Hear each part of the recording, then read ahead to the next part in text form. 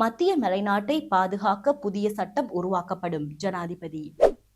ஆசிரியர் அபிவிருத்தி உத்தியோகஸ்தர்கள் போராட்டம், போலீசாருடன் முறுகல் நிலை.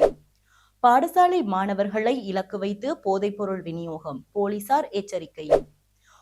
முன்னெப்பொழுதும் இல்லாத அபிவிருத்தி ஆண்டாக 2026 வடக்கு மாகாணத்திற்கு அமையும். ஆளுநர்.